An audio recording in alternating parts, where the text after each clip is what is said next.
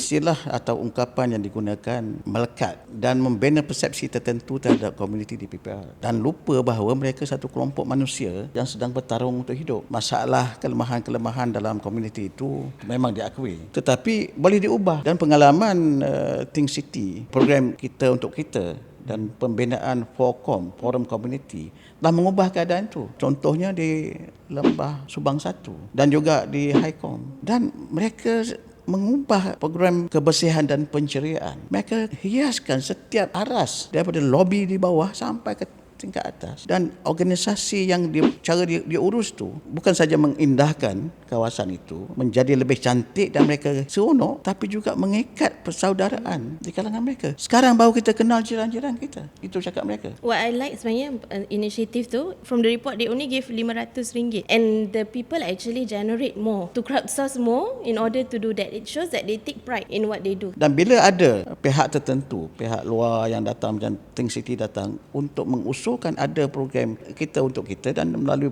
program Forum Community ini, dan program ini betul-betul dapat mengubah keadaan. Jadi artinya boleh buat. Dan ini pihak pentadbir pun sokong. Kadang-kadang inisiatif tu tak perlu like a lot, but it requires that trust dalam community tu, yang mana ada kepercayaan. In terms of pentadbir, I think ramai yang mentadbir ada experience of growing up in poverty juga, dan they come from a good place. Maksudnya ramai yang can empathize. Tapi I think what I see is dia ada gap of understanding isu system, structure dan isu attitude. Kan sometimes kita tak faham yang a lot of things are actually structural. It creates a certain type of attitude because of the structure. So the source is actually masalah structure, masalah sistem. So if we correct the structure, we can develop better attitudes. If we introduce better initiatives ataupun intervention, dia akan create better response.